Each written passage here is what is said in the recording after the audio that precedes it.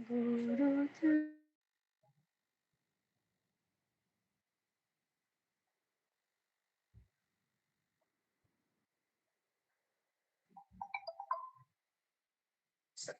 सभी भक्तों को दंडवत प्रणाम।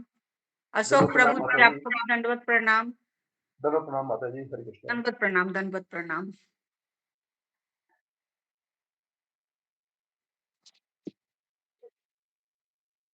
दंडवत प्रणाम माता जी। हरे कृष्ण पूजा माता जी। हरे कृष्ण। हरे कृष्ण प्रभु जी।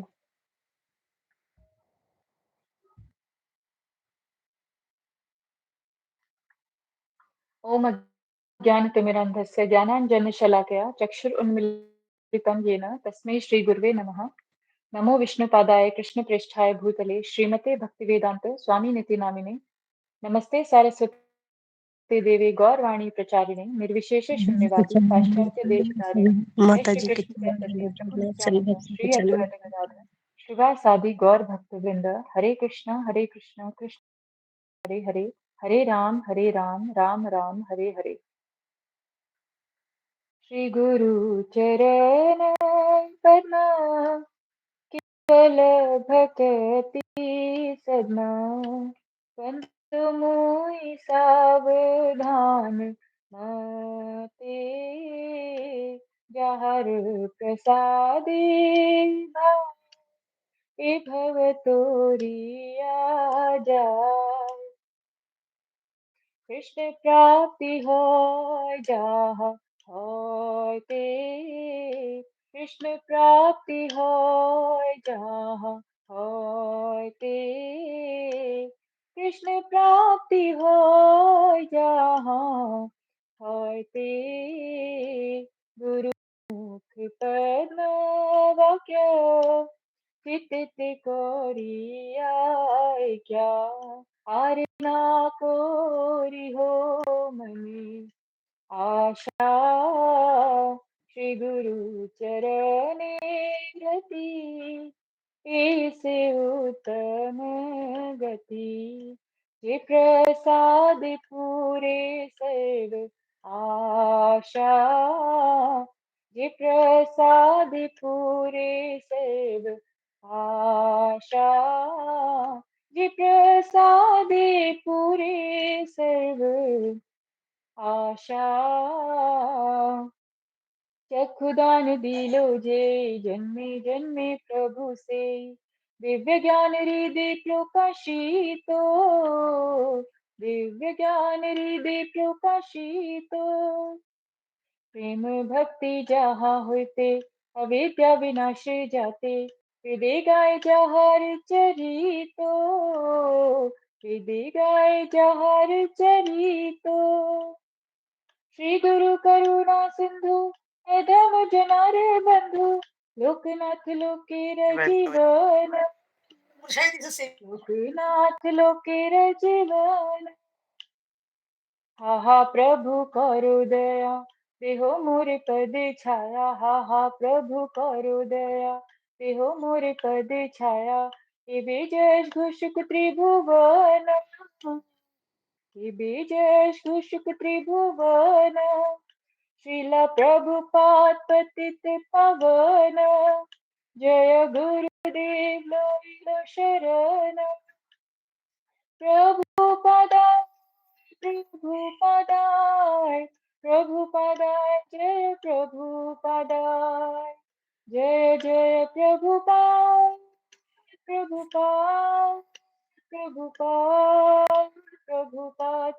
जय जय गुरुदेव गुरुदेव गुरुदेव, जय जय गुरुदेव। निताय गौर हरि बोल, हरि बोल, हरि बोल। निताय गौर हरि बोल, निताय गौर हरि बोल, हरि बोल, हरि बोल। निताय गौर हरि बोल। हरे कृष्णा। सभी भक्तों के चरणों में दंडवत प्रणाम। बहुत सुंदर माता जी। हरि बोल माता जी, बहुत सुंदर। हरि बोल माता जी। हरि बोल। हरि बोल माता जी। हरे कृष्ण, सभी भक्तों के चरणों में दंडवत हरे प्रणाम। कृष्ण हरि प्रभु बोल, हरि जी के बोल। चरणों में सभी भक्तों के चरणों में दंडवत प्रणाम, सभी प्रभु जी के चरणों में दंडवत सर्वप्रणाम प्रणाम, सभी गुरु जी भक्तों के के चरणों चरणों में में दंडवत दंडवत प्रणाम। प्रणाम। माता जी प्रिया माता जी एक भजन बोल सब दिए भक्तों के चरणों में मधुरम सुना दीजिएगा मधुरम बड़ा अच्छा बोल ये आज वो उनकी सेवा थी वो आई नहीं माता जी की।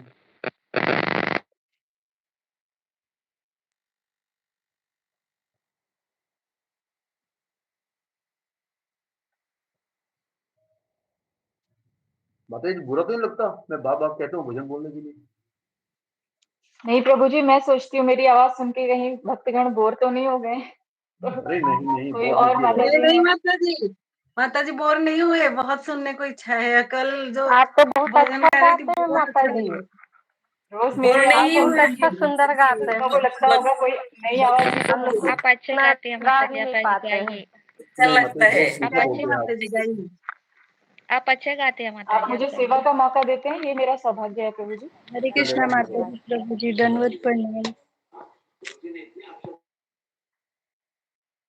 अधरं मधुरं वदनं मधुरं नयनं मधुरं हसितं मधुरम् अधरं मधुरं वदनं मधुरं नयनं मधुरं हसितं मधुरम् हृदयं मधुरं गमनं मधुरं मधुराधिपतेरखिलं मधुरम् वचनं मधुरं चरितं मधुरं वचनं मधुरं चरितं मधुरं वसनं मधुरं वलितं मधुरं चलितं मधुरं भ्रमितं मधुरं मधुराधिपतेरखिलं मधुरम् वेणुर्मधुरो रेणुर्मधुरा वेणुर्मधुरो रेणुर्मधुरा पाणिर्मधुरा पादो मधुरा वेणुर्मधुरो रेणुर्मधुरा पाणिर्मधुरा पादो मधुरा नित्यं मधुरं सख्यं मधुरं मधुराधिपतेरखिलं मधुरं गीतं मधुरं पीतं मधुरं गीतं मधुरं पीतं मधुरं भुक्तं मधुरं सुखं मधुरम् रूपं मधुरं तिलकं मधुरं मधुराधिपतेरखिलं मधुरम् करणं मधुरं तरणं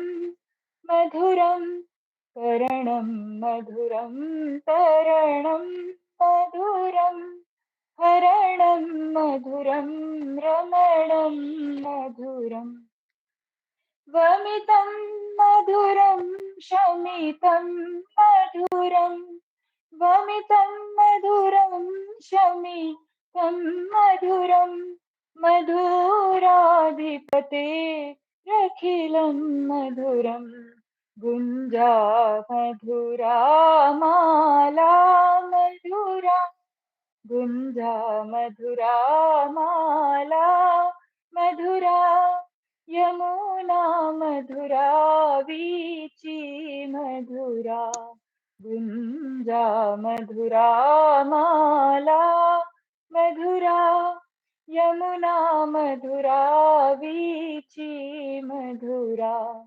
सलिलं मधुरं कमलं मधुरम् सलिलं मधुरं कमलं मधुरं मधुराधिपतेरखिलं मधुरम् मधुराधिपतेरखिलं मधुरम् गोपी मधुरा लीला मधुरा गोपी मधुराली ला हरे कृष्ण सही मधुरा भक्त को दंडवत प्रणाम। युक्तं मधुरं मोक्तं मधुरं दृष्टं मधुरं श्रेष्ठं मधुरं दृष्टं मधुरं श्रेष्ठं मधुरं मधुराधिपते अखिलं मधुरं गोपा मधुरा गावो मधुरा गोपा मधुरा गावो मधुरा यष्टिर्मधुरा सृष्टिर्मधुरा गोपा मधुरा गावो मधुरा यष्टिर्मधुरा सृष्टिर्मधुरा दलितं मधुरं फलितं मधुरं दलितं मधुरं फलितं मधुरं मधुराधिपतेरखिलं मधुरम् अधरं मधुरं वदनं मधुरम् अधरं मधुरं वदनं मधुरम् नयनं मधुरं हसितं मधुरं हृदयं मधुरं गमनं मधुरं मधुराधिपते अखिलं मधुरं मधुराधिपते अखिलं मधुरम्। हरे कृष्णा दंडवत प्रणाम। हरि बोल माता जी बहुत सुंदर माता जी हरि बहुत बोल सुंदर महाराज माता जी, जी, हरि हरि बोल। बोल, हरि बोल बहुत माता सुंदर जी। गाया आपने। हरे कृष्णा धन्यवाद प्रणाम सभी को। हरे कृष्णा गुरु जी दंडवत प्रणाम। हरे कृष्णा धन्यवाद गुरु जी प्रणाम। दंडवत प्रणाम। सभी भक्तों के चरणों में दंडवत प्रणाम। हरि बोल। हरे कृष्णा सही भक्तों को दंडवत प्रणाम। बहुत सुंदर माता जी आपने गाया। नहीं आए माता जी गुरु जी, अभी उसको समय से बोल रहे हैं। हरे कृष्णा सभी भक्तों के चरणों में दंडवत प्रणाम। दंडवत प्रणाम माता जी, सभी भक्तों हरे को दंडवत प्रणाम। हरे कृष्णा हरे कृष्णा कृष्ण प्रणाम गुरु जी, हरे कृष्ण कृष्णा। दंडवत प्रणाम। गुरु जी की हरे चरणों में कृष्णा गुरु जी दंडवत दंडवत प्रणाम। प्रणाम। सभी सभी भक्तों को भक्तों के दंडवत चरणों में प्रणाम। हरे हरे कृष्णा कृष्णा कृष्ण गुरु जी हरे हरे हरे कृष्ण कृष्णा कृष्णा गुरु गुरु जी जी दंडवत दंडवत प्रणाम। प्रणाम हरे कृष्णा। हरे कृष्ण गुरु जी दंडवत प्रणाम। सभी भक्तों के चरणों में दंडवत प्रणाम। हरे कृष्णा। सब लोग माइक को बंद करें। हरे कृष्ण गुरु जी दंडवत प्रणाम। हरे सभी कृष्ण भक्तों के गुरु जी चरणों में दंडवत दंडवत प्रणाम। सभी भक्तों प्रणाम। को दंडवत प्रणाम। जी सब लोग माइक को बंद करें। कृपया करो। ओके। हरे कृष्ण ओम गुरु जी दंडवत प्रणाम। अज्ञानतिमिरन्धस्य ज्ञानाञ्जनशलाकया चक्षुरुन्मीलितं येन हरे तस्मै कृष्ण गुरु जी श्रीगुरुवे दंडवत नमः। प्रणाम। हरे कृष्ण गुरु नमो जी। विष्णुपदाय कृष्णप्रेष्ठाय भूतले श्रीमते भक्तिवेदान्त स्वामिनिति नामिने। नमस्ते सरस्वती देवे गौरवाणी प्रचारिणे निर्विशेष शून्यवादी पाश्चात्य देशतारिणे। नमो विष्णुपदाय कृष्णप्रेष्ठाय भूतले श्रीमते भक्तिसिद्धान्त सरस्वती इति नामिने। त्रिवार्षभानवि देवी दायिताय कृपाब्धये कृष्ण संबंध विज्ञान दायिने प्रभवे नमः। माधुर्योज्वल प्रेमाढ्य श्री रूपानुगा भक्तिदा श्री गौर करुणा शक्ति विग्रहाय नमोस्तुते। नमस्ते गौरवाणी श्रीमूर्तये दीनतारिणे रूपानुगा विरुद्धाप सिद्धांत ध्वंत हारिणे। हे कृष्ण करुणा सिंधु दीनबंधु जगतपते गोपेश गोपिका कांत राधा कांता नमोस्तुते। तप्त कांचन गौरांगी राधे वृंदावनेश्वरी वृषभानुसुते देवी प्रणमामि हरिप्रिये। वाञ्छाकल्पतरुभ्यश्च कृपा सिन्धुभ्य एव च पतितानां पावनेभ्यो वैष्णवेभ्यो नमो नमः। श्री कृष्ण चैतन्य प्रभु नित्यानंद श्री अद्वैत गदाधर श्रीवासादि गौर भक्त वृंद हरे कृष्णा कृष्णा कृष्णा हरे हरे हरे राम राम राम हरे हरे। ओके, हरे कृष्णा, सबका स्वागत है सत्र में। तो आज बहुत ही सुंदर दिन है। अ, आज भक्ति सिद्धांत सरस्वती ठाकुर है, इनका आविर्भाव तिथि है। आविर्भाव का अर्थ है कि वो आज के ही दिन इस संसार में प्रकट हुए, है ना। उस समय 14 फरवरी था, आज 29 फरवरी है। तो तिथि के अनुसार आज उनका प्राकट्य का दिन है। तो आज हम आपको उन्हीं के बारे में बताएंगे और कोई चर्चा नहीं होगी। आज भागवत क्लास नहीं होगा, आज हम आचार्यों के बारे में ही सुनेंगे। तो हमारे लिए जन्माष्टमी, गौर पूर्णिमा और रामनवमी, नरसिंह चतुर्दशी, शरद पूर्णिमा, वसंत पंचमी, ऐसे कई सारे उत्सव साल भर में मनाए जाते हैं। और इनमें से भी ज्यादा हमारे लिए मायने रखता है वो है हमारे आचार्यों का आविर्भाव और तिरोभाव तिथि। तो हम शिल प्रभुपाद जी के अनंत अनंत ऋणी हैं कि उन्होंने हमें इस गुरु शिष्य परंपरा से जोड़ दिया, जिससे हम ये समझ सके कि आचार्य क्या होते हैं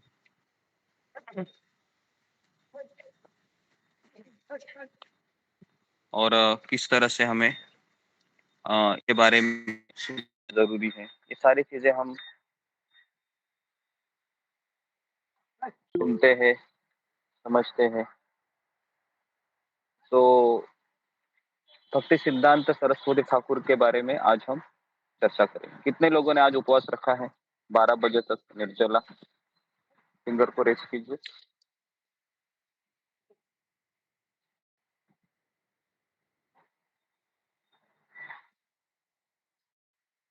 ओके, निर्जला उपवास रखा है। Okay, very good. तो आज 12 बजे तक निर्जला उपवास रखिए और फिर इनके लिए कुछ मीठा है, आप बनाइए कोई भी जो आपको अच्छा लगे। जब भी आचार्यों का आविर्भाव होता है तो खुशी होती है हमें कि हम हमारे आचार्य आए हैं आज के दिन।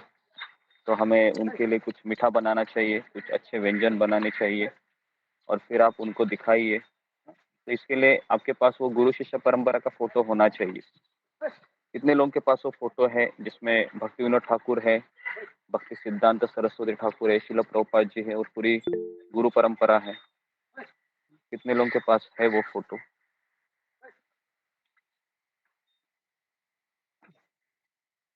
ओके जी, तो सबके पास कंपलसरी होना चाहिए। अगर आपके पास नहीं है तो आप कैसे तो प्रिंट निकाल लीजिए, नेट में बहुत सारे उनके फोटोज हैं, आपको प्रिंट निकाल के लैमिनेशन करके दीवार पे चिपका दीजिए, नहीं तो फिर आपके अल्टर में उसको रखिए। अगर ये नहीं है तो आपकी पूजा है अपूर्ण है, भगवान आपका भोग स्वीकार नहीं करेंगे। ओके,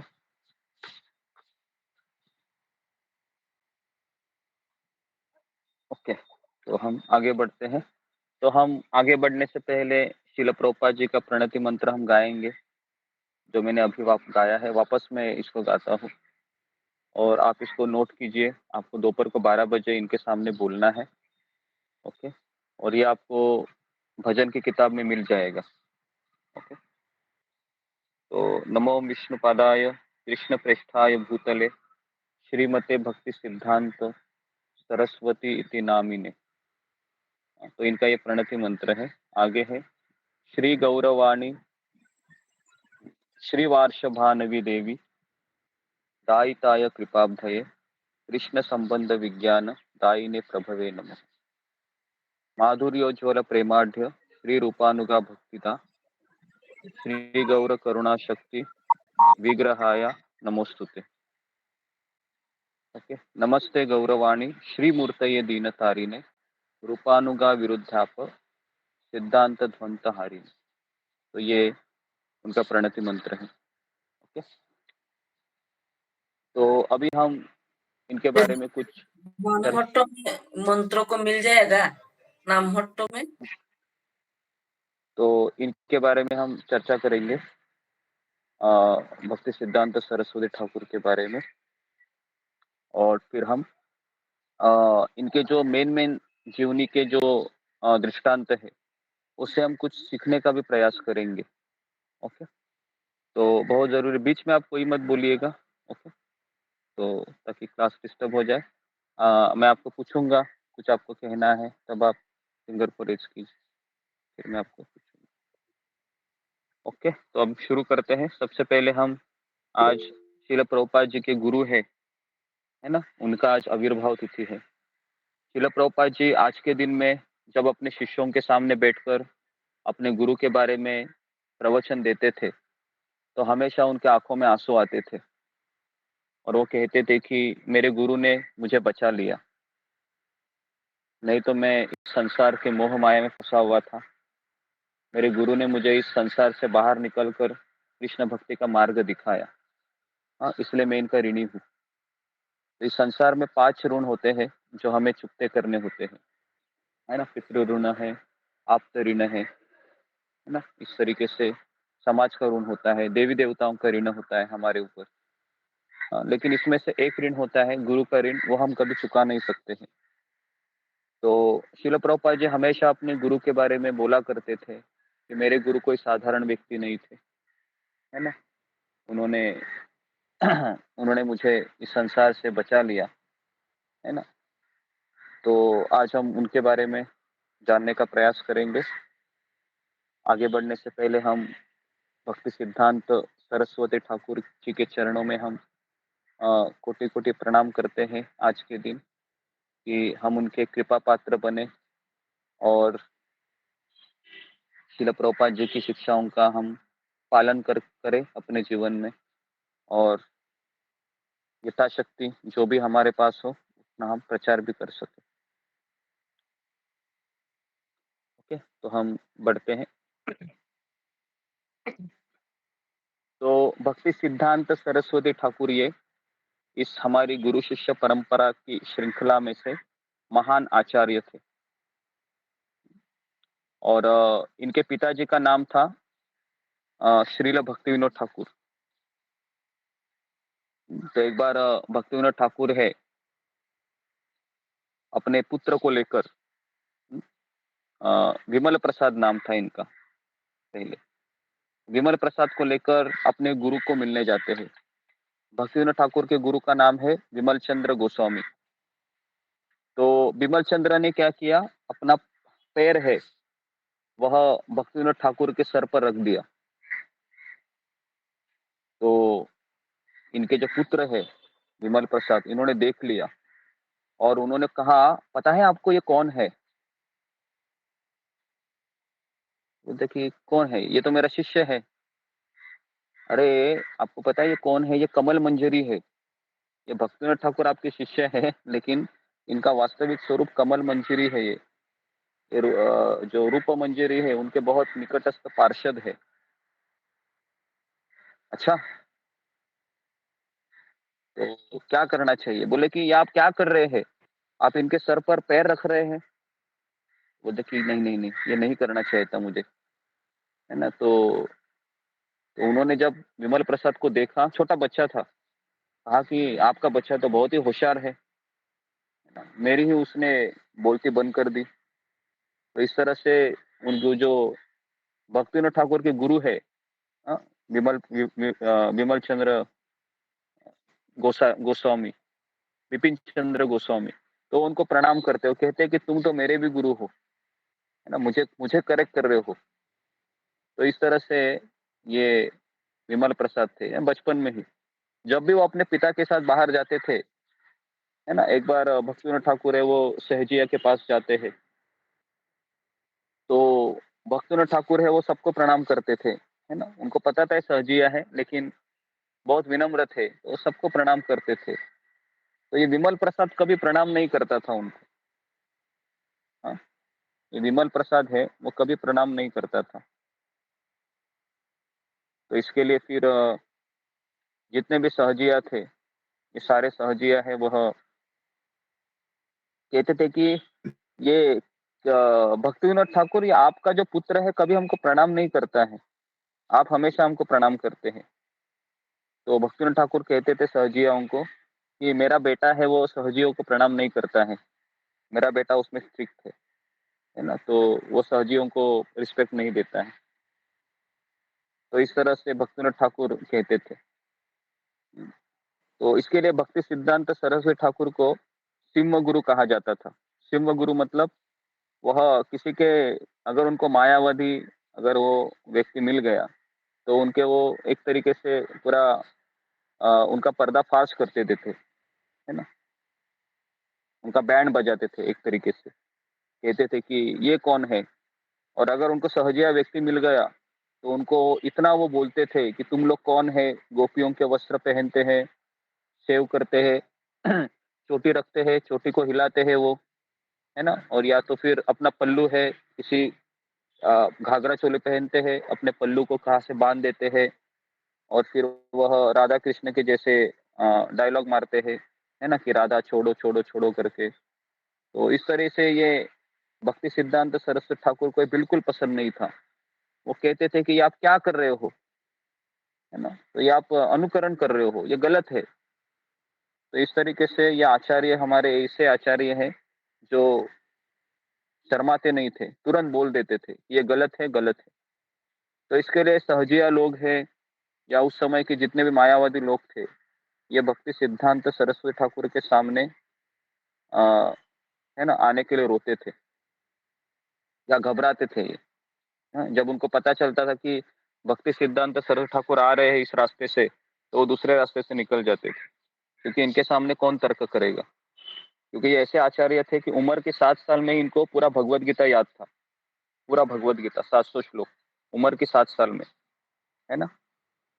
और जब वह 9 साल के हुए थे, इन्होंने सूर्य सिद्धांत नामक एक ग्रंथ लिखा। सूर्य सिद्धांत मतलब एक ज्योतिष शास्त्र होता है ना, उसके ऊपर टीका करना कोई बहुत क्लिष्ट होता है, बड़े बड़े लोग भी उसको पे हाथ नहीं डालते हैं, लेकिन इन्होंने इसकी स्पष्ट टिप्पणी की, सूर्य सिद्धांत। तो इतने पढ़े लिखे थे, इतने विद्वान पंडित थे कि कोई भी इनके सामने टिक नहीं पाता था अगर तर्क करने के लिए आता था, है ना। तो एक बार वैष्णव सभा के लिए भक्तिविनोद ठाकुर को आमंत्रित किया गया था,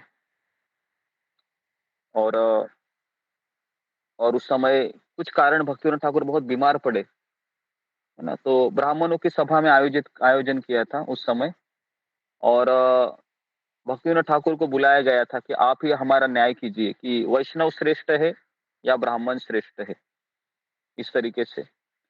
तो भक्तिविनोद ठाकुर नहीं जा पाए, तो उन्होंने अपने पुत्र विमल प्रसाद को भेजा कि तुम जाओ भी मेरी जगह, क्योंकि मैं तो इतना बीमार हूं कि नहीं जा सकता। तो विमल प्रसाद वहां पर चले गए, और विमल प्रसाद ने इतना अच्छा व्याख्यान दिया वहां पर, इतना बढ़िया प्रवचन दिया कि सबसे पहले उन्होंने ब्राह्मणों की स्तुति की वहां पर, कहा कि ब्राह्मण कैसे श्रेष्ठ है, क्योंकि वो ब्रह्म को जानते हैं और भगवान है वह ब्राह्मण के मुख से खाते हैं। बहुत सारी स्तुति करने के पश्चात विमल प्रसाद फिर वैष्णव का गुणगान करने लगे, और फिर वैष्णव का गुणगान किया, और फिर कहा कि वैष्णव इसलिए श्रेष्ठ है क्योंकि वह भगवान को भगवान के रूप में जान पाता है। तो इस तरीके से जब वैष्णव की सभा, ब्राह्मणों की सभा, दोनों सभाओं में जब उन्होंने इस तरह से वैष्णव सिद्धांत के बारे में जब टीका किया, स्पष्टीकरण किया, तो जितने भी ब्राह्मण थे वो बहुत खुश हुए, सारे वैष्णव लोग खुश हुए, और इनको एकदम कंधे पर उठाया गया और इनकी जय जयकार होने लगी। इतनी जय जयकार होने लगी कि सब इनका चरणामृत है लेने के लिए आगे दौड़ आ गए, है ना। और उस समय पुलिस लोगों को भी बुलाया गया था, क्योंकि भारी संख्या में वहां पर लोग आए थे। तो पुलिस वाले ने कहा कि ठीक है, आपका इनका चरणामृत चाहिए आपको, तो उनको ऐसा बिठाया गया विमल प्रसाद को कुर्सी पे, और बड़ा बादली लेके आया, बकेट लेके आ गए, और सबको थोड़ा थोड़ा थोड़ा थोड़ा थोड़ा थोड़ा बांटा गया। तो ये थे भक्ति सिद्धांत सरस्वती ठाकुर, प्रकांड पंडित, उस समय के विद्वान पंडित, है ना। श्रील प्रभुपाद जी हमेशा कहा करते थे कि इस संसार में, इतिहास में केवल 2 ही प्रकांड पंडित बने, एक है जीव गोस्वामी और दूसरे है मेरे आध्यात्मिक गुरु, भक्ति सिद्धांत सरस्वती ठाकुर। ये दो ही इतिहास में प्रकांड पंडित है, बाकी कोई उनके सामने कोई नहीं है। तो आज उनका जन्मदिन है ना, आज उनका आविर्भाव दिन है। और जब इनका प्राकट्य हुआ तो बुध है ना, बुध ग्रह में उस समय जो चार्ट, एस्ट्रोलॉजिकल चार्ट बनाया था इनके जन्म के समय, तो उस समय ये बुध ग्रह था, है ना। तो बुध ग्रह जिसमें उनका जन्म होता है तो बहुत बुद्धिमान होते हैं, वो बहुत बुद्धिमान होते हैं। वो अपना प्रचार कार्य से वह है ना किसी को भी कन्विंस कर सकते हैं। और एडिशनली कर्क भी था, कर्क राशि थी इनकी, तो कर्क राशि एडिशनल होने के कारण ये हमेशा कर्क होता है वो काटता रहता है। तो इस तरीके से ये जितने भी लोग इनको मिलते थे, मायावादी लोग या फिर निराकारवादी लोग, शून्यवादी लोग, तो ये लोग इनके सिद्धांतों को काटते रहते थे। और ये सरस्वती टाइटल भी उनको इसलिए मिला था क्योंकि उस समय उन्होंने सूर्य सिद्धांत नामक वो ग्रंथ लिखा था। तो इसलिए उस समय के विद्वान पंडितों ने इनको एक टाइटल दे दिया कि आप सरस्वती हो, सरस्वती देवी आपके मुख पे निवास करती है, क्योंकि उस समय इतने प्रकांड विद्वान पंडित कोई नहीं थे। इन्होंने एक ब्रह्म संहिता करके ग्रंथ लिखा है, आज भी वो अवेलेबल है। आप उसको पढ़ने जाओगे ना, आपको कुछ भी समझ में नहीं आएगा। इन्होंने लिखे हुए ग्रंथों को पढ़ने के लिए अंग्रेजों को डिक्शनरी लगती थी, इतने प्रकांड पंडित थे। तो आप सोच सकते हो, है ना। तो हमारे आचार्य कोई साधारण लोग नहीं है कि चलो भाई कुछ काम धंधा नहीं है तो बैठ गए, है ना, यमुना के किनारे माला झोली लेके, ऐसे नहीं है। हमारे सारे आचार्य है, ये साधारण लोग नहीं है। हमारे सारे आचार्य गोलोक वृंदावन से आए हुए मंजरिया है। तो भक्ति सिद्धांत सरस्वती ठाकुर का आध्यात्मिक स्वरूप है, उनका नाम है नयन मंजरी, और उनके पिताजी भक्तिनाथ ठाकुर का आध्यात्मिक स्वरूप है कमल मंजरी। तो हमारे सारे आचार्य है ये माधुर्य भाव में है, माधुर्य, है ना। क्योंकि जितने भी गोलोक वृंदावन में लेडीज है ना, तो उसमें 5 रस तो होते ही है, लेकिन 5 में से हमारे आचार्य भगवान के साथ माधुर्य रस में उनका आदान प्रदान ज्यादा होता है। चाहे वो नरोत्तम दास ठाकुर हो, चक्रवर्ती ठाकुर हो, जगन्नाथ दास बाबा जी हो, भक्तिनाथ ठाकुर हो, या फिर है ना और भी हमारे बहुत सारे आचार्य हैं। सारे आचार्यों का आध्यात्मिक स्वरूप ये मंजरिया है। मंजरिया ये कौन होती है? तो 9 साल की छोटी सी लड़कियां होती है, तो वह राधा रानी को असिस्ट करती है। तो ये हमारे आचार्य है, सोचिए। तो आप ऐसा मत सोचिए कि हम ऐसे ऐसे बहुत ही उदात्त गुरु परंपरा से जुड़े हैं, है ना, जिसके इस संसार में की किसी गिनती नहीं है। अगर आप स्वर्गलोक में भी जाओगे ना, तो भी आपको ये गुरु शिष्य परंपरा नहीं मिलेगी। आप किसी भी लोक में जाइए, ये अवेलेबल नहीं है, ये केवल इधर ही अवेलेबल है, भारत में। और ये हमारा सौभाग्य है कि हम यहाँ से कैसे ना कैसे जुड़े हैं। लेकिन बोलते हैं ना, जब तक भिखारी को ये पता ना चले कि मेरे झोली में डायमंड पड़ा है, तब तक वो उसकी वैल्यू नहीं करता है। तो हमारा भी यही हाल है। हमको मिला तो बहुत टॉप मोस्ट है, लेकिन कभी कभी हम छोटी मोटी चीजों के लिए गिव अप कर देते हैं। तो और हम फिर रोते बैठते हैं कि ये मैंने क्या किया, क्या किया, क्या किया। तो इसलिए अभी हमारे सामने केवल यही एक उपलब्धि है कि मैं कैसे ना कैसे इसको पकड़ के रखूं, ताकि मेरे गुरु शिष्य परंपरा छूट ना जावे, है ना। क्योंकि इसकी कोई गारंटी नहीं है कि आप अंतिम समय तक कर सकते हैं ये, क्योंकि माया के ऐसे ऐसे प्रलोभन आएंगे कि हम इतने उदात्त गुरु शिष्य परंपरा से दूर चले जाएंगे, और फिर हम वापस ये जो 16 माला का जप, 4 नियम का पालन, इतना हम अपने माइंड को शांत रखने वाला जो विधि है, सब चला जाएगा, बहुत डिस्टर्ब हो सकते हैं। तो इसलिए इन चीजों को समझना बहुत जरूरी है ना। ठीक है। तो भक्तिनाथ ठाकुर के 10 बच्चे हुए थे। ओके। और ये जो स्पेशली ये जो बच्चा था विमल प्रसाद, है ना, इनके लिए उन्होंने प्रार्थना की थी, क्योंकि इनको प्रचार करना था। तो हमेशा ये भगवान जगन्नाथ जी को प्रार्थना किया करते थे कि हे जगन्नाथ जी, मुझे ऐसा पुत्र आप भेज दीजिए ताकि वो मुझे असिस्ट करे, वो मुझे सहायता करे पूरे प्रचार प्रसार में। और उसी समय, है ना, जगन्नाथपुरी में ही हम जब जगन्नाथपुरी यात्रा में गए थे, अभी जस्ट 3-4 महीने पहले की बात है, तो वहां पर जो जगन्नाथ जी का जो रथ यात्रा का जो रोड है, तो वहां पर ये गौड़ीय मठ है ना। तो उस गौड़ीय मठ पे वहीं पर उनका जन्म हुआ था, और वो भक्तिनाथ ठाकुर का ही घर है। जब वह मैजेस्टिक के रूप में वहां पर रहते थे और अपना कार्य करते थे, है ना। तो वहीं पर उनका जन्म हुआ। भक्ति विनोद ये विमल प्रसाद का। और इनका नाम भी कैसे पड़ा विमल प्रसाद, तो इसकी भी एक कथा है, क्योंकि वहां पर जगन्नाथ जी के जो मंदिर है वहां पर विमला देवी का मंदिर है ना। तो जगन्नाथ जी को जब भी भोग लगता है वो सारा भोग विमला देवी को चला जाता है पहले, और विमला देवी के बाद उसको बांटा जाता है। तो वो विमला देवी के नाम से इनका नाम इनके पिताजी ने रख दिया विमल प्रसाद। ओके, तो विमल प्रसाद ये नाम इन्होंने रख दिया। और इस तरीके से जगन्नाथपुरी में ही जब एक बार रथ यात्रा हो रही थी, है ना, तो रथ यात्रा के समय हुआ क्या कि अचानक रथ है वह उनके ही घर के सामने अचानक रथ है वो रुक गया। काफी लोगों ने फिर खींचने की कोशिश की भक्तों ने, लेकिन रथ हिल ही नहीं रहा था। एक दिन हो गया और विमल प्रसाद बहुत छोटे थे, तो पिताजी ने कहा कि माँ को कि जाओ, अभी रथ तो इधर ही है, हिल भी नहीं रहा है, तो अपने बेटे को दर्शन करवाओ। तो इस तरीके से माँ है वो लेकर गई, है ना।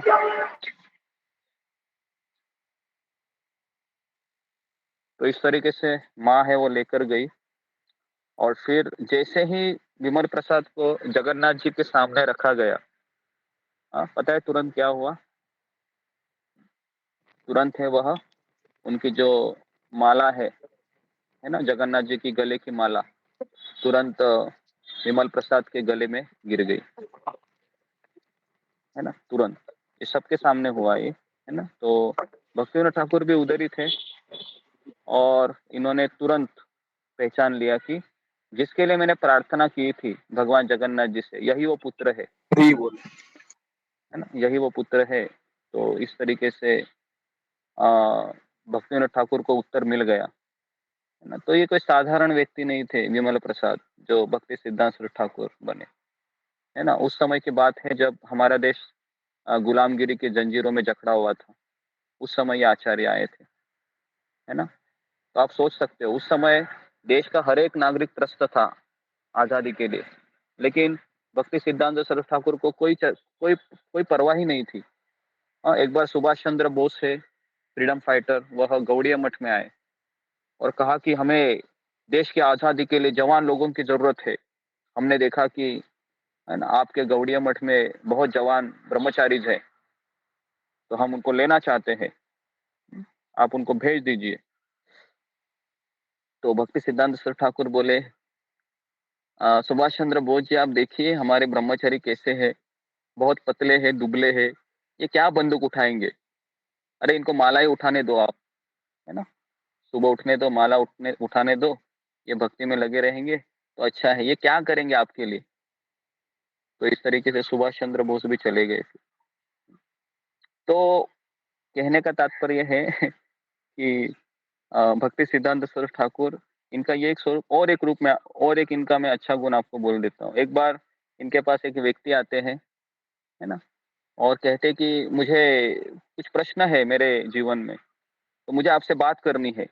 तो भक्ति सिद्धांत ठाकुर ने कहा कि मेरे पास 1 घंटा अभी मैं बिजी हूँ, 1 घंटे के बाद आप आ जाइए। आप क्यों ना तब तक आप किचन में जाकर थोड़ा सा उनको सेवा कर लेते हैं। तो वो जो महोदय थे वो चले गए किचन में और उन्होंने फिर बर्तन धोए 1 घंटा भगवान के, है ना। और जैसे 1 घंटे के बाद वहां से जा ही रहे थे, तो भक्ति सिद्धांत ठाकुर ने उनको कहा कि हाँ अभी आप आ जाइए, मेरे पास अभी समय है। तो कहा कि नहीं नहीं नहीं, क्यों, क्या हो गया, आप तो उसी के लिए आए थे, कुछ प्रश्न है आपके? कहा कि मुझे मेरे सारे प्रश्नों के उत्तर मिल गए। तो कैसे? बोले मैं जब बर्तन धो रहा था ना, तो भगवान ही परमात्मा के रूप में मेरे सारे प्रश्नों के उत्तर दे रहे थे। हाँ जी, ये तो इस तरीके से भक्ति सिद्धांत स्वरूप ठाकुर सेवा के माध्यम से भी लोगों के प्रश्नों के उत्तर, है ना, मिल जाते। सेवा करेंगे तो प्रश्नों के उत्तर मिल जाते हैं, सेवा नहीं करेंगे, ऐसे ही सुनते रहेंगे तो पता नहीं क्या होगा, है ना। सेवा हम सुन रहे हैं, कर रहे हैं ताकि हम सेवा करें, है ना। सेवा ही आश्रय है और हमारा कोई आश्रय नहीं है। जो व्यक्ति सेवा से कनेक्टेड रहेगा वो हमेशा टिका रहेगा, जो सेवा छोड़ देगा वो बाद में चला जाएगा। तो हमें सेवा करते रहना चाहिए भगवान की। तो इस तरीके से भक्ति सिद्धांत सरस्वती ठाकुर है ना। उसके पश्चात फिर और एक बार ऐसा होता है कि भक्ति सिद्धांत सरस्वती ठाकुर जो मंदिर अध्यक्ष होते हैं गौड़िया मठ के, वो एक ब्रह्मचारी को जोर से डांटते हैं, है ना। तो डांटने से पहले भक्ति सिद्धांत सरस्वती ठाकुर पूछते हैं कि आज वो ब्रह्मचारी मुझे दिखाई नहीं दे रहा है। तो मंदिर अध्यक्ष ने कहा कि प्रभुपाद वो उसने कुछ गलतियां किया था, तो मैंने उसको जोर से डांट दिया।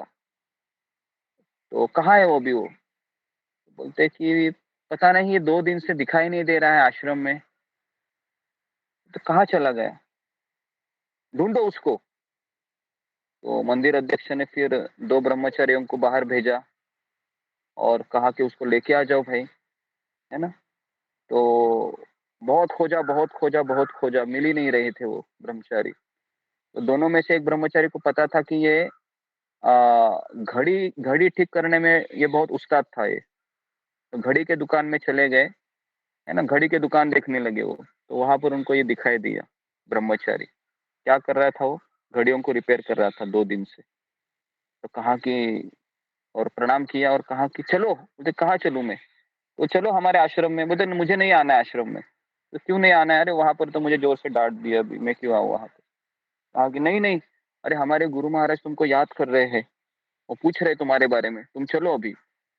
तो उस घड़ी वाले ब्रह्मचारी के आंखों में पानी आ गया कि मेरे गुरु मुझे याद कर रहे। तो तुरंत वह, है ना, घड़ी के दुकान से आकर आश्रम में चले गए और अपने गुरु को दंडवत प्रणाम किया। और भक्ति सिद्धांत सरस्वती ठाकुर ने भी उनको गले लगाया।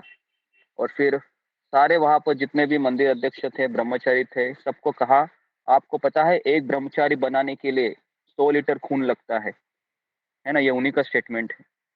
एक भक्त बनाने के लिए 100 लीटर खून लगता है। आसान नहीं होता है किसी को भक्त बनाना, बहुत मुश्किल होता है। और बनाने के पश्चात उसको मेंटेन करना तो और भी डिफिकल्ट होता है। तो आसान नहीं है किसी को भक्त बनाना, क्योंकि इस संसार के मोह माया से किसी को निकालना यह आसान नहीं है, बहुत कठिन है ना। तो इस तरीके से भक्ति सिद्धांत सरस्वती ठाकुर है वह, है ना, अपनी करुणा का भी प्रदर्शन किया उन्होंने। ऐसे नहीं कि वो सख्त थे, नहीं, है ना। जब जब भी शिला प्रभुपाद जी अपने गुरु से मिलते थे, है ना, वो हमेशा कहते थे कि एक ही प्रश्न पूछते थे वो, एक ही प्रश्न पूछते थे कि मैं कैसे आपकी सेवा करूं, कैसे मैं आपको प्रसन्न करूं। तो एक शिष्य ने गुरु को यही यही प्रश्न पूछना चाहिए कि मैं कैसे आपकी सेवा करूं, कैसे आपकी सेवा करूं।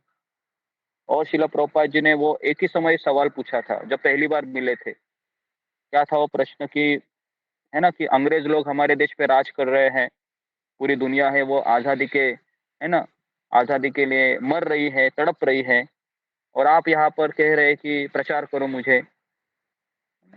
तो यही सवाल पूछा था, बस। इसके बाद कोई सवाल नहीं पूछा था उन्होंने, क्योंकि उस समय उनको उत्तर मिला था कि असली आजादी क्या है। असली आजादी इस जन्म मृत्यु के चक्र से निकलना ही असली आजादी है। तो उनके गुरु ने उनको ये समझाया था। तो इसके लिए उनको पता था कि अभी मेरे मेरे गुरु ने मुझे एक सही जवाब दिया है, तो मुझे इसी को लेके चलना है। फिर ना उन्होंने आर देखा ना पास, है ना। पत्नी थी, पुत्र थे, कर्तव्य करते रहे, लेकिन एक समय फिर आया कि वो निकल गए, है ना, संन्यास ले लिया फिर। और आखिरी जब 1936 में जब उनके गुरु चले गए इस संसार को छोड़कर, तो उस समय उन्होंने पत्र लिखा था, है ना। और उनके शरीर छोड़ने से 4 दिन पहले ही उनको उत्तर मिला था। तो उन्होंने सवाल पूछा था कि आपके सारे जितने भी शिष्य है सब सन्यासी ब्रह्मचारी है, मैं तो गृहस्थ हूँ, है ना, 4 दीवारी में रहता हूँ, पैसों से घिरा हुआ रहता हूँ, तो क्या मैं आपके लिए कर सकता हूँ? तो वही उत्तर आया था कि मुझे ऐसा लगता है कि तुम अंग्रेजी भाषा बहुत अच्छी जानती हो, तो क्यों नहीं तुम अमेरिका में चले जाओ और अंग्रेजी भाषा में प्रचार करो और किताबें लिखो। वही आज्ञा जो 1922 को मिली थी उनको, वही आज्ञा उनको वापस 1936 में भी मिली। तो समझ गए मेरे जीवन का लक्ष्य यही है। और फिर वो कभी वह विचलित नहीं हुए, मरते दम तक उन्होंने उसी को फॉलो किया। तो इन चीज़ों को समझना बहुत ज़रूरी है कि, और वही व्यक्ति समझ जाता है जो डेडिकेटेड है। नहीं तो उस समय तो भक्ति सिद्धांत सरस्वती ठाकुर के तो कई शिष्य थे, है ना। उनके एक दो शिष्यों की मैं आपको कहानी बताता हूँ, है ना। एक बार शिला प्रभुपाद जी है वो टेरेस पे माला कर रहे थे, क्योंकि प्रभुपाद जी गृहस्थ थे तो पूरी उनकी मालाएं सुबह नहीं होती थी। तो प्रभुपाद जी अक्सर शाम को आते थे व्यापार से और गौड़िया मठ में चले जाते थे और अपनी बची हुई माला गौड़िया मठ के टेरेस पे किया करते थे। तो उस समय वहां पर नीचे ही दो उनके शिष्य है वो चर्चा कर रहे थे कि ये जो चैतन्य महाप्रभु ने जो भविष्यवाणी की है कि पृथ्वी अति आछे नगरादि ग्राम सर्वत्र प्रचार होए भी मोर नाम, तो उस समय देख रहे थे कि ये भविष्यवाणी 500 साल पुरानी पहले हुई थी, लेकिन अभी तक ऐसा कुछ खास करके कुछ प्रचार नहीं हो पाया था। भक्ति सिद्धांत सरस्वती ठाकुर ने अपने 2 शिष्यों को लंदन में भेजा था प्रचार करने के लिए। उसमें से एक बन महाराज थे, लेकिन ये दोनों भी फेल होकर वापस आए थे। तो ये दोनों शिष्य सोच रहे थे कि मुझे ऐसा लगता है कि चैतन्य महाप्रभु ने जो भविष्यवाणी की कि उस समय पृथ्वी का अर्थ है केवल भारत ही होगा, तो इसके लिए भारत में ही प्रचार होगा और कहीं प्रचार नहीं होगा। तो इस तरीके से दोनों सन्यासी ब्रह्मचारी तर्क कर रहे थे और प्रभुपाद जी टेरेस पे जपा करते करते ये सारी चीजें भी उनको सुनाई दे रही थी। और जैसे ही जपा खत्म हो गया, प्रभुपाद जी सीढ़ियों से नीचे आ रहे थे और जैसे ही सीढ़ी से नीचे आए तो दोनों ब्रह्मचारी के पास रुके और कहा कि चैतन्य महाप्रभु ने जो भविष्यवाणी की है ये केवल भारत के लिए मर्यादित नहीं है, ये पूरे विश्व में इसका प्रचार प्रसार होगा। और फिर बहुत विनम्रता से उन्होंने कहा, लेकिन वो ये जो प्रचार है ये आप दोनों नहीं करेंगे। फिर कहा कि चैतन्य महाप्रभु की सेना का एक सबसे नालायक व्यक्ति आएगा, है ना, वही व्यक्ति इसका प्रचार प्रसार करेगा। और वो कौन थे? प्रभुपाद जी। तो वे स्वयं थे, है ना। तो प्रभुपाद जी को इतना भरोसा था, है ना, चैतन्य महाप्रभु के वाणी के ऊपर, और वही प्रभुपाद जी को एम्पावर्ड किया गया, है ना। जब बम्बई में जब गौड़िया मठ की स्थापना हो रही थी तो भक्ति सिद्धांत सरस्वती ठाकुर आए थे बम्बई में, चरनी रोड में, जहाँ पर अभी राधा गोपीनाथ मंदिर है ना। वहां से कुछ 1-2 किलोमीटर दूरी पर ही भक्ति सिद्धांत सरस्वती ठाकुर आए थे, है ना। 1934 की बात है, 33-34, लगभग आज से 90 साल पहले की बात है ये। तो उस समय अभय भी वहीं पर थे। प्रभुपाद जी का नाम उस समय अभय चरण दे था, तो अभय चरण उनको दीक्षा का नाम भी दिया था, अभय चरणारविंद ऐसा दीक्षा का नाम दिया था। तो भक्ति सिद्धांत सरस्वती ठाकुर के सन्यासी शिष्य थे, उन्होंने कहा कि क्यों ना हम अभय को हमारे इस गौड़ीय जो केंद्र है उसका अध्यक्ष बना देते हैं। तो भक्ति सिद्धांत सरस्वती ठाकुर ने कहा कि नहीं नहीं नहीं, अभय को इसमें मत अटकाओ, समय आने के बाद ये सब कुछ करेगा। तो उस समय उन्होंने भविष्यवाणी की। इतना विश्वास था प्रभुपाद जी को अपने शिष्य के ऊपर, है ना। और अभय ने फिर वो कार्य करके दिखाया जो उनके किसी भी सन्यासी शिष्य या ब्रह्मचारी शिष्य ने नहीं किया पूरे संसार में, है ना। प्रभुपाद जी ने अमेरिका, यूरोप, अफ्रीका, कई जगह पर उन्होंने केंद्र खोले और ये भविष्यवाणी थी, है ना, चैतन्य महाप्रभु की, उसको सत्य करके दिखाया। क्यों? क्योंकि शिला प्रभुपाद जी का एक बहुत अच्छा गुण था। और जब आध्यात्मिक गुरु इलाहाबाद में जब दीक्षा दे रहे थे, है ना, अभय को, उस समय उन्होंने यही कहा कि अभय, हाँ इसको तो मैं जानता हूँ, यहाँ से शुरुआत की थी, है ना, इसको मैं जानता हूँ। क्यों जानते थे पता है? उनका क्वालिफिकेशन था प्रभुपाद जी का। कौन मुझे बताएगा? फिंगर को रेस्ट कीजिए। भक्ति सिद्धांत सरस्वती ठाकुर बोले कि अभय को मैं जानता हूँ।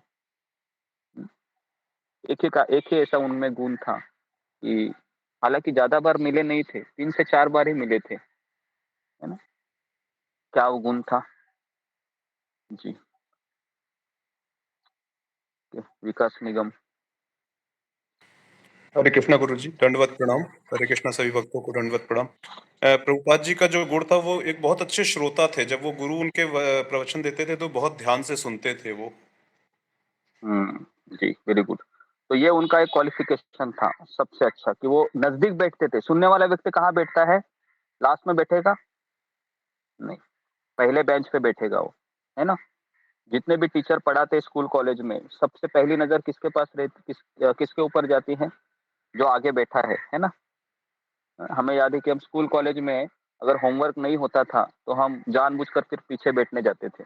उस समय शरीयत लगती थी, पता है लास्ट बेंच पर किसको जगह मिलेगी, ताकि मैं बच जाऊंगा, है ना, टीचर के लाठी से।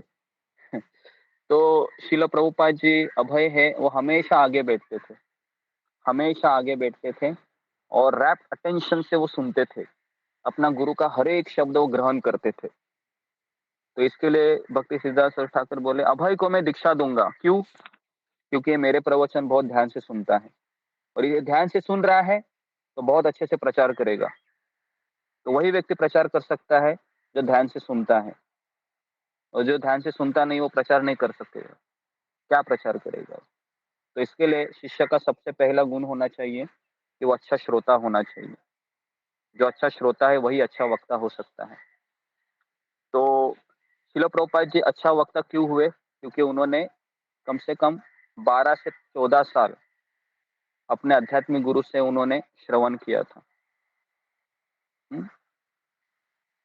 तो इस तरीके से 1936 में उनके आध्यात्मिक गुरु चले जाते हैं, और उस समय वो लीलामृत में लिखा गया है कि उस समय अभय है अपने आप को इतना अकेला अनुभव कर रहे थे, क्योंकि उनके पिताजी भी चले गए होते हैं, उनकी माँ भी चली गई होती है। सोचो, माता पिता पहले से ही चले गए होते हैं आध्यात्मिक गुरु, और आध्यात्मिक गुरु 1936 में चले जाते हैं, तो अपने आप को बहुत अकेला अनुभव कर रहे थे। वो कह रहे थे कि मेरा सब कुछ चला गया, अभी सब कुछ चला गया, मेरे जो आध्यात्मिक गुरु थे, जो मेरे सही माता पिता सब कुछ थे, वो भी चले गए मुझे छोड़कर। लेकिन उन्होंने फिर ये विचार किया कि मेरे आध्यात्मिक गुरु ने जो मुझे बताया है, जो मुझे आदेश दिया है, उसको मैं जिंदगी भर फॉलो करूंगा। तो इस तरीके से जब जब प्रभुपाद जी को ये पूछा करते थे अमेरिका में कि आप अकेले आए हो, प्रभुपाद जी कभी नहीं कहते थे मैं अकेला हूँ। प्रभुपाद जी का हमेशा यही उत्तर देते थे कि मैं कभी अकेला था नहीं, और ना मैं कभी अकेला रहूंगा, मेरे आध्यात्मिक गुरु हमेशा मेरे साथ रहते। तो शिला प्रभुपाद जी का इतना ये कन्विक्शन था, है ना। तो जी, तो भक्ति सिद्धांत सरस्वती ठाकुर ये, है ना, ऐसे आचार्य थे कि, है ना, इनकी माँ का नाम था भगवती देवी, है ना, और जगन्नाथपुरी धाम में ही इनका जन्म हुआ था एक तरीके से।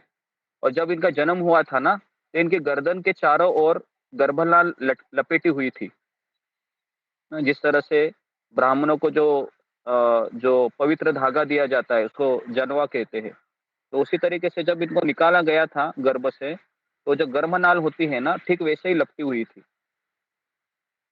तो वो छाती पर लपटी हुई थी वो। तो भक्तिविनोद ठाकुर ने भी, है ना, 6 महीने के बाद इनका नाम बिमला प्रसाद रख दिया। और फिर भक्तिविनोद ठाकुर की पत्नी शिशु को लेकर, है ना, जगन्नाथ जी के विग्रह के पास भी गई थी। तो इस तरीके से बिमला प्रसाद अपने जन्म के बाद 10 महीने तक पुरी में रहे, और फिर अपनी माँ की गोद में पालकी से बंगाल चले गए, है ना। तो भक्तिविनोद ठाकुर की जो पत्नी थी ना, भागवती देवी, वो भी बहुत अच्छी माता थी। वो सोचो 10 बच्चे थे। भक्तिविनोद ठाकुर हमेशा कहते थे कि जब भी मैं दफ्तर से घर पे आता था तो मुझे ऐसा लगता था कि मानो मेरा घर गोलोक वृंदावन है, क्योंकि मेरे सारे 10 के 10 बच्चे हाथ में करतान मृदंग लेके, है ना, नरोत्तम दास ठाकुर के भजन गाते मुझे दिखाई देते थे, है ना। तो सोचो 10 बच्चों को ट्रेन किया था उसकी माँ ने, है ना, क्योंकि उस समय मोबाइल भी नहीं था। और वैसे भी भक्तिविनोद ठाकुर के सारे बच्चे थे, है ना, उसमें से कुछ बच्चे हैं, है ना, निर्मल प्रसाद है वो शुद्ध भक्त बने, है ना, और बाकी सब बच्चों के बारे में इतनी जानकारी नहीं है। लेकिन भक्ति सिद्धांत सरस्वती ठाकुर है, ये कोई साधारण व्यक्ति नहीं थे। और उसके बाद फिर ये इनकी दीक्षा भी कैसे होती है ये भी आपको पता है ना। दीक्षा के समय जब भक्तिविनोद ठाकुर कहते हैं कि आप चले जाओ, बोलते कहाँ जाऊं मैं पिताजी? बोलते कि दीक्षा लेने के लिए, अभी तुम इतना पंडित हो गया है, शास्त्रों का अध्ययन किया है, लेकिन तुम्हारे पास गुरु नहीं है, तो इसके लिए तुम अपूर्ण है। तो बोलते कि आप ही मुझे दीक्षा दे दो ना, आप भी तो बहुत अच्छे भक्त हैं, चैतन्य महाप्रभु के परंपरा से जुड़े हुए हैं।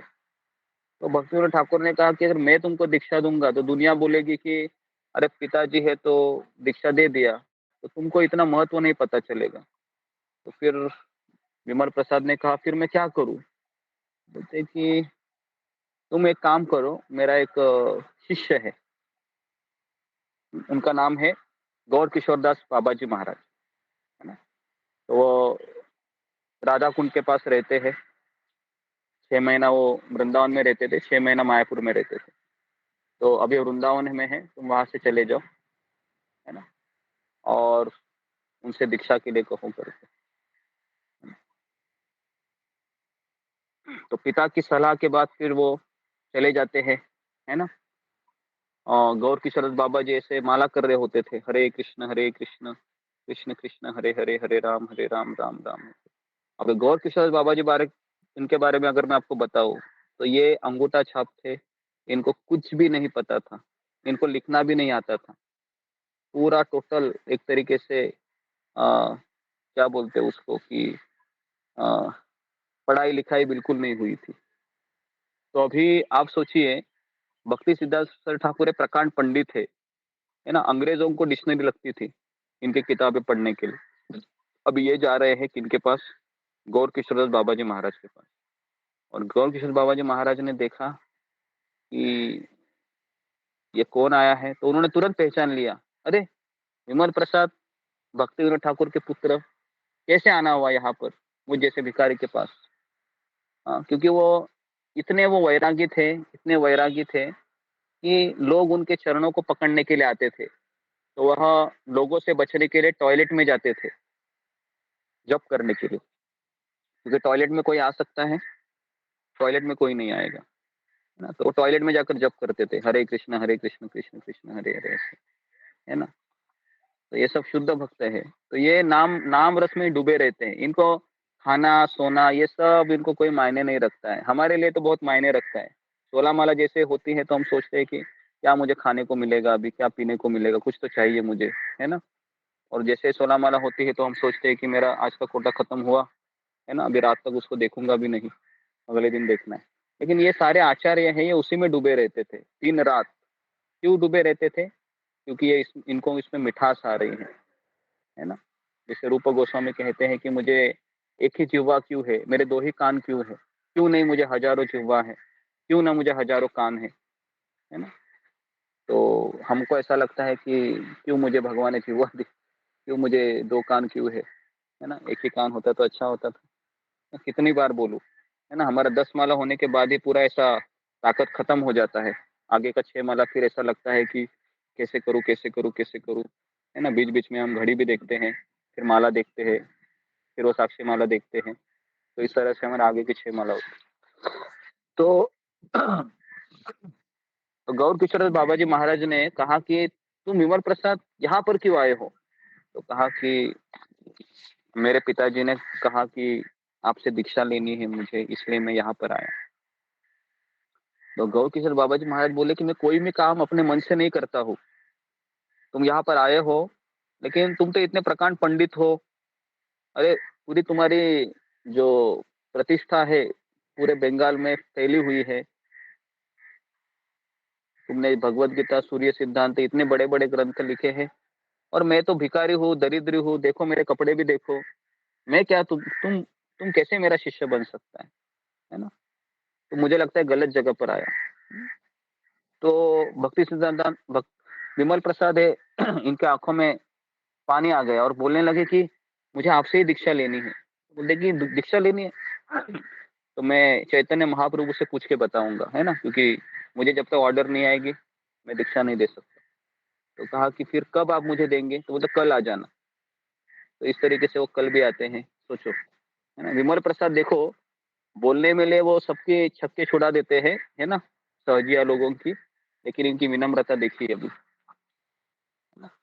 दूसरे दिन भी आ गए वहां पर और फिर वही सवाल पूछा कि आप मुझे दीक्षा कब देंगे? बोला, कहा कि अच्छा अच्छा अच्छा, तुम कल आए थे तो मैं चैतन्य महाप्रभु को पूछना भूल गया मैं, है ना, कल आ जाओ। तो तीसरी बार आ गए वहां पर, और तीसरी बार आकर भी कहा कि चैतन्य महाप्रभु ने से मैंने कुछ बात की थी, लेकिन तुम्हारे बारे में पूछना भूल ही गया मैं। तो इस तरीके से कितनी बार उनको वापस भेजा पता है आपको? आप बिलीव नहीं करोगे, उनको 18 बार वापस भेजा। 18 बार। है ना? सोचो, हम और आप रहते तो क्या बोलते थे? छोड़ो ना, और भी जगह है ना? और भी जगह है, उधर से ले लेंगे, कहीं न कहीं से तो मिल ही जाएगी दीक्षा। है ना? हम इस्कॉन में भी देखते हैं कि ये महाराज से नहीं मिल रही है, तो लोग उस महाराज के पास जाते हैं। इस महाराज से नहीं मिल रहे, इस महाराज से जाते हैं। लेकिन ये सही नहीं है, हमें प्रतीक्षा करनी चाहिए। अगर हम प्रामाणिक एक व्यक्ति के साथ ही हम रह सकते हैं, हमें प्रतीक्षा करनी चाहिए। ओके, तो 18 बार ये वापस हुए। सोचिए 18 बार, आप इमेजिन कीजिए, किसी चीज को प्राप्त करने के लिए व्यक्ति 18 बार साहस नहीं करेगा, तुरंत को लौटा देते थे। और जब 18 बार वापस हो गया तो इतने वो फ्रस्ट्रेट हो गए, सोच रहे थे कि मेरी इतनी भी योग्यता नहीं है कि मैं इनसे दीक्षा ले लूं, तो मेरा जीना ही व्यर्थ है। इस तरीके से वो दौड़कर यमुना के, है ना, यमुना घाट में चले जाते हैं डुबकी लगाने के लिए। डुबकी लगाने के लिए मतलब सुसाइड करने के लिए। और वो कहकर चले जाते हैं कि मेरी इतनी भी योग्यता नहीं कि मैं आपसे दीक्षा लूं, तो मेरा जीने का कोई मतलब ही नहीं है, ये मेरा सारा पांडित्य व्यर्थ है अगर मैं आपसे दीक्षा न लूं। तो इस तरीके से वह चले जाते हैं, है ना, यमुना नदी में सुसाइड करने के लिए, गले में पत्थर पटक कर। तुरंत वहां से गौर किशोर बाबा जी जोर से चिल्लाते हैं, विमल प्रसाद जाओ यमुना में स्नान करके आ जाओ, मैं तुम्हें दीक्षा दूंगा। तो इस तरीके से इनकी दीक्षा होती। तो बहुत सुंदर लीला है इनकी। तो इससे हमें पता चलता है कि क्या समर्पण है, क्या डेडिकेशन है, क्या तो तो ये सब हमको बहुत प्रेरित करता है, इंस्पायर करता है कि क्या समर्पण होना चाहिए, है ना। लेकिन ये समर्पण केवल आचार्यों में दिखाई देता है ना। भक्ति सिद्धांत सर ठाकुर फिर उनको स्नान करके वापस आ गए, फिर उनके कान में वो मंत्र बताया उनको। और गौर किशोर बाबा जी महाराज के केवल एक ही शिष्य थे, उन्होंने किसी को दीक्षा नहीं दी थी। उनका नाम था भक्ति सिद्धांत सरस्वती ठाकुर महाराज। तो आज इनका जन्मदिन है ना। साधारण दिन नहीं है, आज के दिन ही जगन्नाथपुरी में इनका अपीयरेंस हुआ था, है ना। तो हमारे लिए आज का दिन बहुत मायने रखता है, क्योंकि शिल प्रभुपाद जी हमेशा इस दिन की प्रतीक्षा करते थे कि मेरे गुरु का जन्मदिन है, और बहुत धूमधाम से मनाते थे, है ना। ऐसे अमेरिका में काफी बार प्रभुपाद जी जब ट्रैवलिंग करते थे तो ये दिन कभी कभी अमेरिका में आता था, कभी कभी वो ट्रैवलिंग करते ही रहते थे। और उस समय वो जिस मंदिर में हुआ करते थे, तो उस समय वो अपने गुरु के बारे में बोलते थे, बोलते ही जाते थे, थकते नहीं थे प्रभुपाद जी। क्योंकि प्रभुपाद का सबसे फेवरेट सब्जेक्ट है, हर एक शिष्य का ये फेवरेट सब्जेक्ट होना चाहिए, अपने आध्यात्मिक गुरु के बारे में बोलना, है ना। ताकि उससे उनकी प्रेम झलकता है। जिस व्यक्ति के पास बारे में प्रेम है तो वो घंटों बोलता रहेगा उनके बारे में, है ना। तब जाके प्रेम पता चलता है, नहीं तो फिर प्रेम कैसे प्रदर्शित होगा। तो इस तरीके से फिर इनकी दीक्षा हो गई। तो यहाँ पर एक गुण उनका पता चलता है, वो क्या है? धैर्य।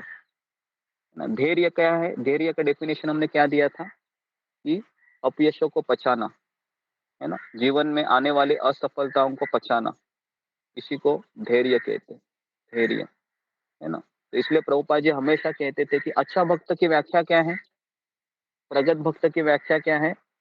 तो प्रभुपाद हमेशा एक ही सेंटेंस बोलते थे, जो व्यक्ति अपने आध्यात्मिक जीवन में आने वाली सफलताओं से निराश न होते हुए, उसको पचाते हुए हर एक दिन को आगे आगे आगे आगे बढ़ता है, कृतज्ञता से, विद्रोह से नहीं, कृतज्ञता से, वही प्रगत भक्त है। नहीं तो अगर कोई नवसिखिया भक्त है, वो क्या बोलेगा? अरे यार टेंशन आ गया, बहुत परेशानी हो गई, जॉब भी चला गया, पत्नी भी छोड़कर चली गई, कोई अभी मुझे पूछता नहीं है, सारे रिश्तेदार अभी पीठ, है ना, पीठ दिखा रहे हमें, अकेला पड़ गया मैं, कृष्ण तुम कहाँ हो, क्या तुमने मेरे साथ ऐसा क्यों किया, मैं अभी छोड़ के तुमको जा रहा हूँ उसी लोगों के पास, क्योंकि वही लोग अपने हैं, एड्रेस पूछते तो थे पहले, अभी तो तुम भी नहीं पूछ रहा है। तो समझने का कि नवसिखिया भक्त चला जाएगा छोड़ के। तो धैर्य मतलब क्या है कि आने वाले असफलताओं को पचाते हुए भगवान को याद करना और उस दिन की राह देखना जिस दिन मैं मरने वाला हूँ, क्योंकि ये सब एक दिन खत्म होने वाला है। लेकिन जिस दिन मेरा मरने वाला दिन नहीं आएगा ना, तब तक मुझे इसको क्या करे, झेलते रहना है ना। और जब वो अंतिम दिन आएगा ना, वो दिन बहुत सुंदर रहेगा, अगर हम इन परेशानियों को झेलते झेलते झेलते झेलते झेलते झेलते आगे बढ़ते।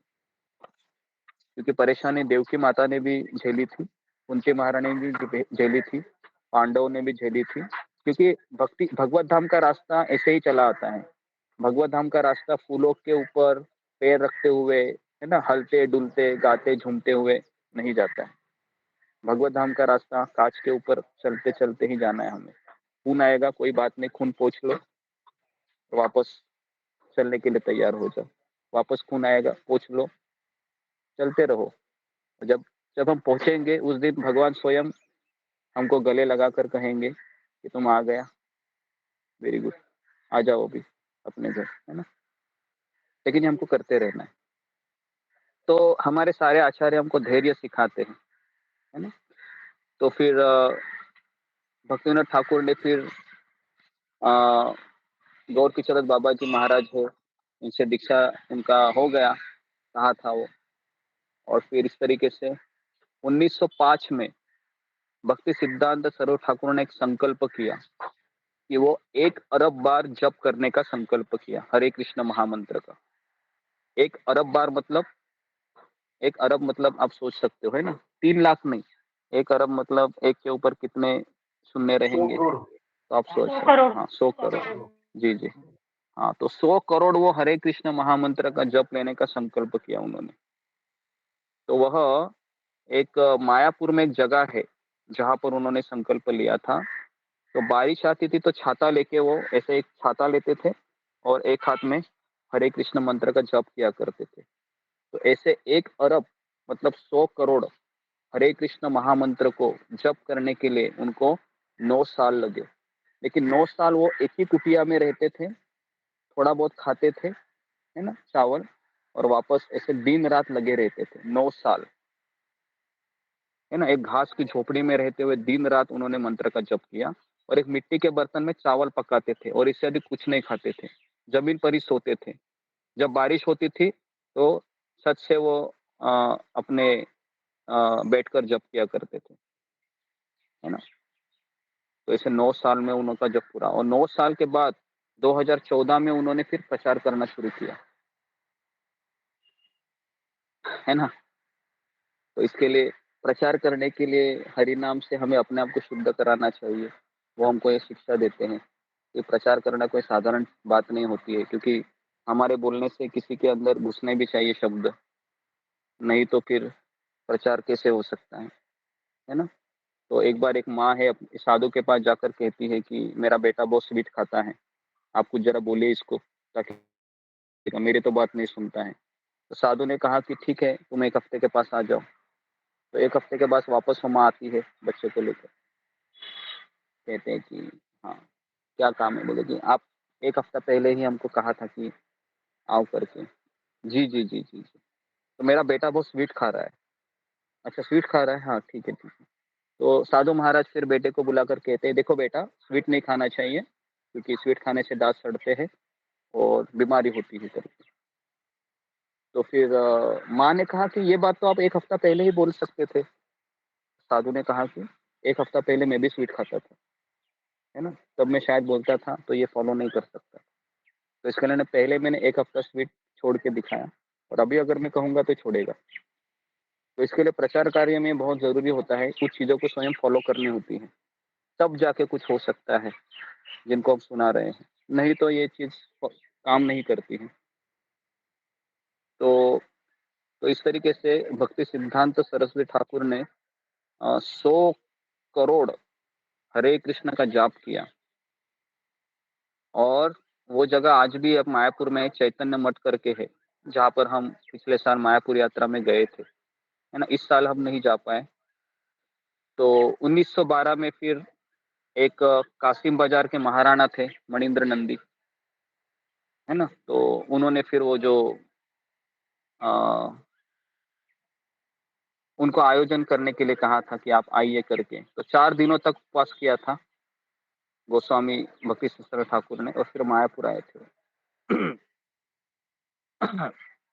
तो कई लोग थे उस समय जो भक्ति सिद्धांत सरस्वती ठाकुर के प्रचार कार्य से बहुत ही तंग आ गए थे। तो उस समय के जो जितने भी मायावादी लोग थे, उन्होंने कहा कि हम भक्ति सिद्धांत सरस्वती ठाकुर को मार देंगे, जान से मार देंगे, इनकी हत्या करेंगे, क्योंकि ये व्यक्ति के कारण हमारे प्रचार कार्य आगे नहीं बढ़ रहा है। तो सारे जितने भी मायावादी थे उस समय के संप्रदाय, सब लोग एक साथ आकर कहे कि हम पुलिस का आश्रय लेंगे। तो पुलिस वालों को घूस दिया गया था 25,000 रुपए का उस समय। तो उस समय 25,000 रुपए बहुत ज्यादा कीमत थी, है ना। उस समय लोगों की सैलरी भी होती थी 15 रुपए, 20 रुपए, 25 रुपए, 50 रुपए। तो सोचिए 25,000 रुपए उस समय की बहुत बड़ी अमाउंट थी। तो पुलिस के पास वो लोग आ गए और कहा कि ये 25,000 रुपए आपको दे रहा हूँ घूस के, तो हम भक्ति सिद्धांत सरस्वती ठाकुर को मारने वाले हैं जान से, तो आप उसका कोई कोर्ट कचहरी, कोई एफआईआर बिफआईआर कुछ नहीं करेंगे।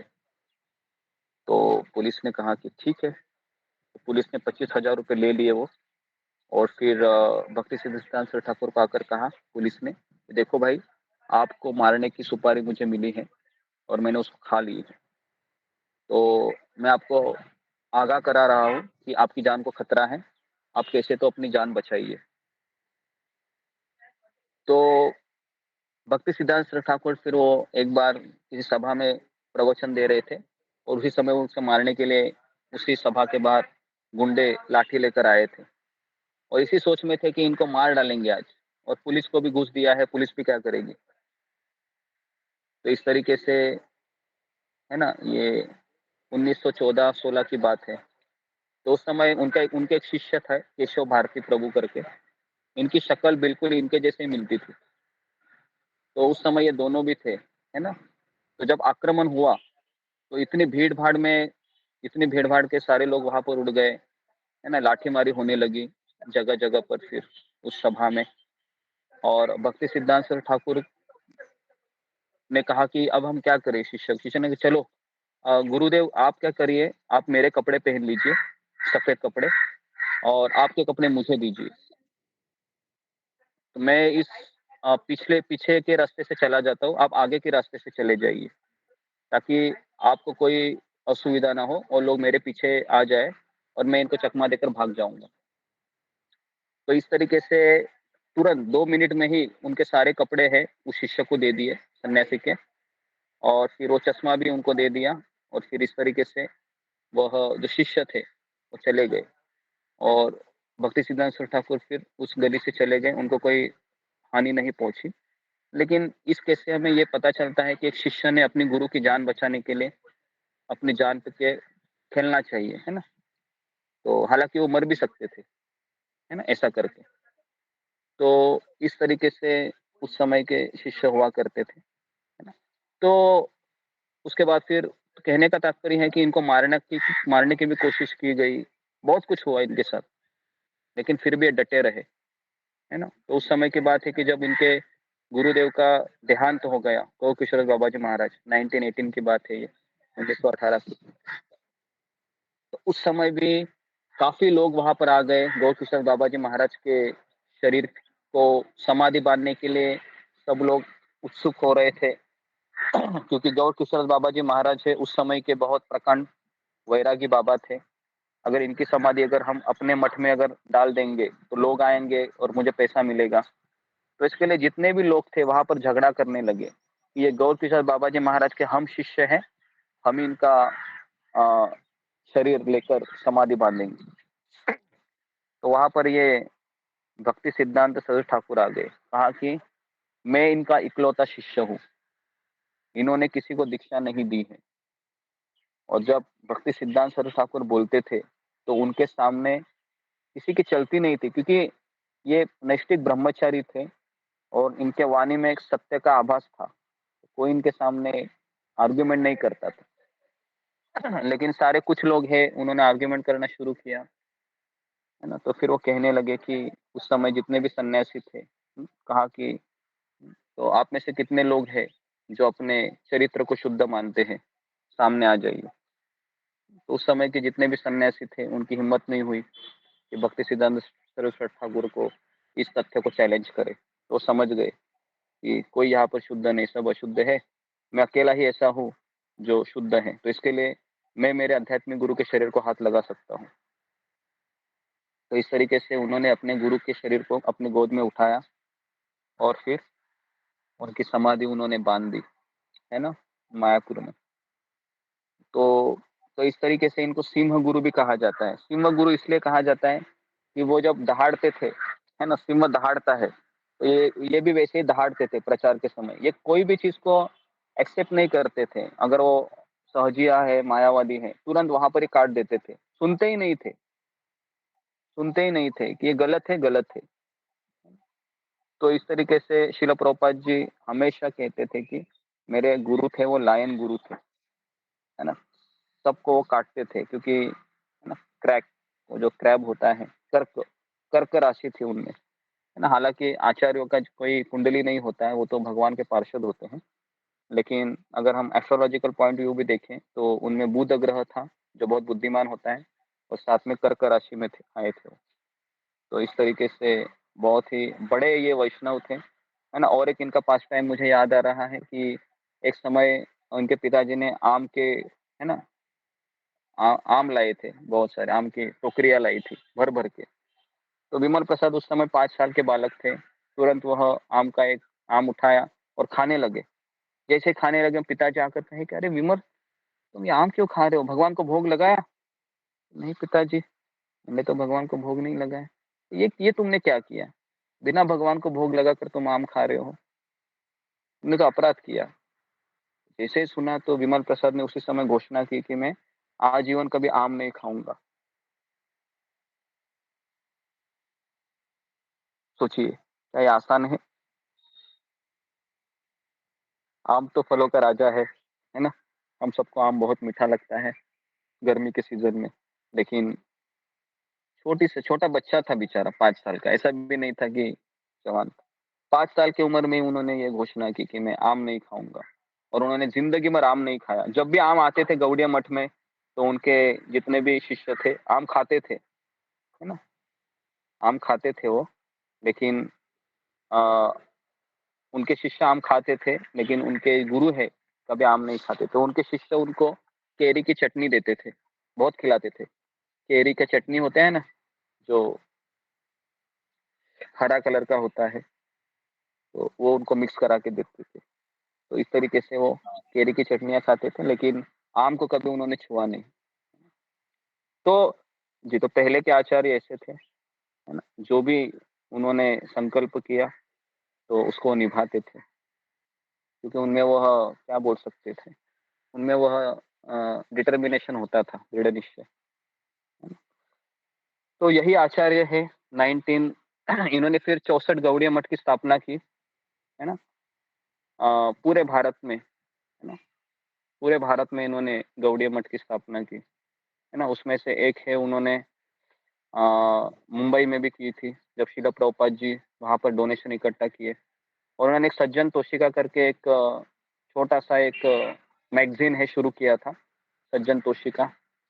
और इन्होंने अपने आप को अपने आध्यात्मिक गुरु के सामने रखकर संन्यास ले लिया, क्योंकि इन्होंने संन्यास किससे नहीं लिया, क्योंकि उस समय सब मायावादी सहजिया लोग से भरे हुए थे पूरा भारत। तो इसके लिए फिर उन्होंने संन्यास भी, अपने आध्यात्मिक गुरु का फोटो था, उस फोटो के सामने उन्होंने संन्यास दंडा और जो सन्यासी वस्त्र है वो पहने। ये जितना भी उस समय भक्ति सिद्धांत सरस्वती ठाकुर आने से पहले जितने भी हमारे आचार्य वो सफेद वस्त्र में रहते थे, है ना, चाहे वो भक्तिविनोद ठाकुर है, और सब उनको बाबा जी कहलाते थे, बाबा जी, है ना। भक्तिविनोद ठाकुर भी बाबा जी के वेश में थे। लेकिन भक्ति सिद्धांत सरस्वती ठाकुर ने ही ये एक संस्था की स्थापना की, क्योंकि उस समय जितने भी हमारे आचार्य थे पेड़ के नीचे बैठकर जपा किया करते थे, और कोई ऐसा सिस्टमेटिक सिस्टम नहीं था। लेकिन रामकृष्ण परमहंस थे उस समय, भक्ति सिद्धांत सरस्वती ठाकुर के समय। तो उन्होंने देखा कि ये रामकृष्ण परमहंस का मिशन बहुत अच्छा चल रहा है, क्योंकि इनका एक संगठन है, इनकी एक संस्था है। तो उन्हीं से इंस्पायर होकर फिर इन्होंने भी गौड़िया मठ का निर्माण किया, एक संस्था का निर्माण किया, ताकि लोग संस्था के फायदे में रहे, संस्था के नीचे रहकर अपने भक्ति को बहुत आसानी से कर सकते हैं। तो इस तरीके से इनका प्रचार प्रसार फिर बढ़ने लगा, इतना बढ़ने लगा, इतने बढ़ने लगा कि लोग हैं वो अपना जीवन समर्पित करने लगे। भक्ति सिद्धांत सरस्वती ठाकुर दीक्षा देने लगे और इन्होंने फिर 64 केंद्रों की स्थापना की, है ना। और इस तरह से बहुत प्रचार प्रसार होने लगा। लेकिन दुर्भाग्य से जब ये 1936 में चले गए तो उस समय जितने भी उनके शिष्य थे इनमें बहुत बड़ी आफत आ गई, है ना। दोनों सारे शिष्य झगड़ा करने लगे कि मैं इनका उत्तराधिकारी हूँ, वो कहते मैं इनका उत्तराधिकारी हूँ।